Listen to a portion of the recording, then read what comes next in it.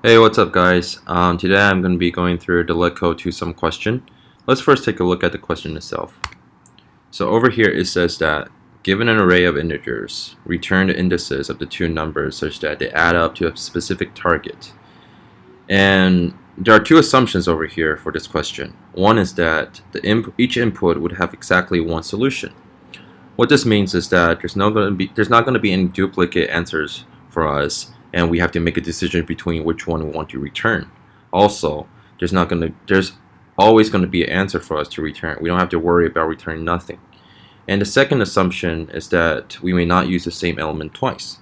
For example, if we have a target that's 4, and we have the same array over here is 2, 7, 11, and 15, we cannot return the same element 2 twice, even though it adds up to target 4.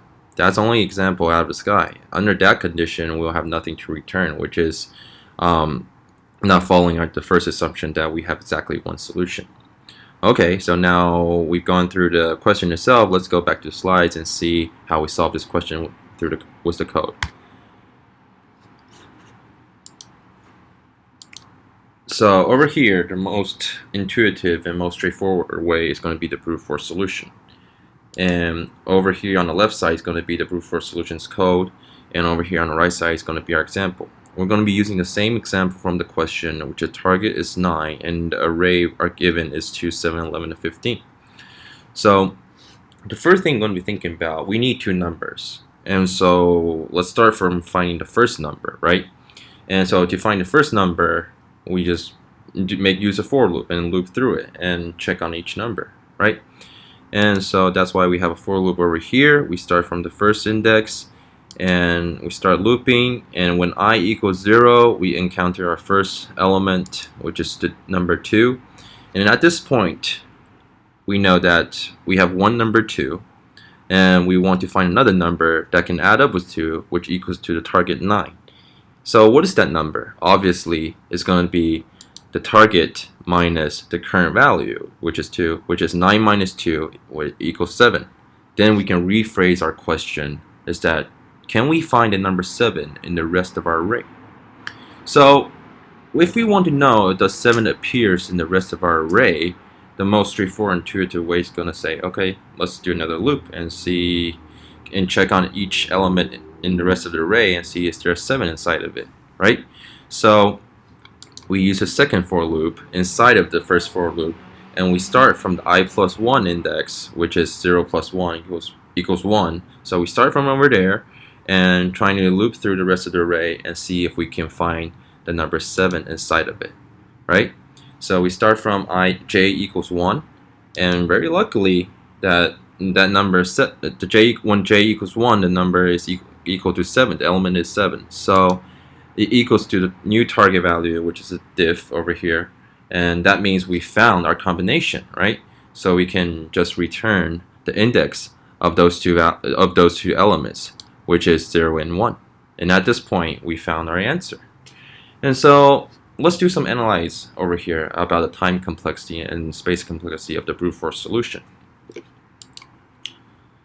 Okay, so the inner for loop, right? We loop the rest of the array to find when we want to find the number 7 in here.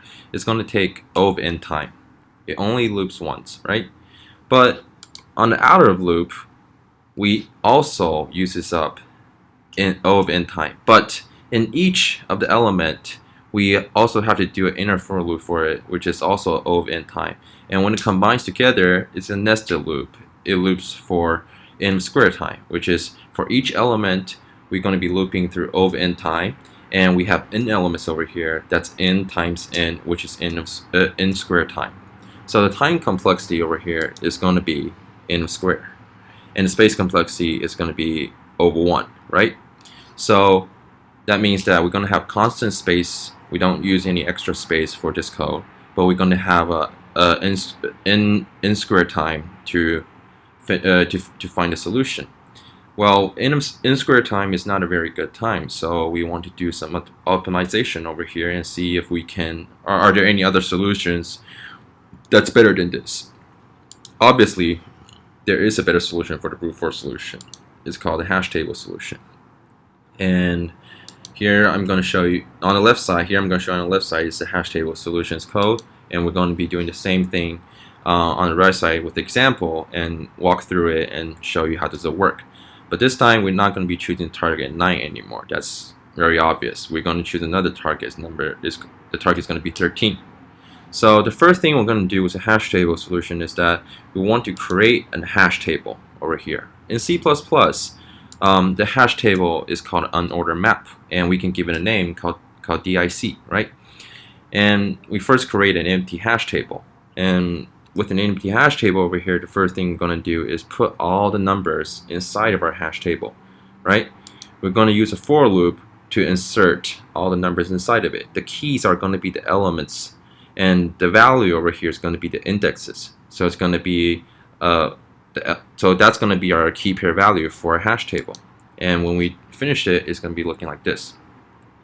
So at the second point, after we have in our hash table, the second thing we're going to be doing is that that's the same thing we did on the brute force solution. Is that okay? Let's do a loop and to find our first number and see can we find a combination that matches 13. So over here we have our second for loop, and we start looping from the very first element when I equals 0, and we found number 2, and we do the same thing to find the differences between the target value and the current value we're looking at. The difference is going to be 11, which is 13 minus 2. So at this point we want to know that can we find the number 11 inside the rest of the array? Still same question, right? But we're going to be asking our hash table, can we find it in our hash table? If we can find 11 in our hash table, the DIC, then that means that the number diff 11 is inside of the rest of our array.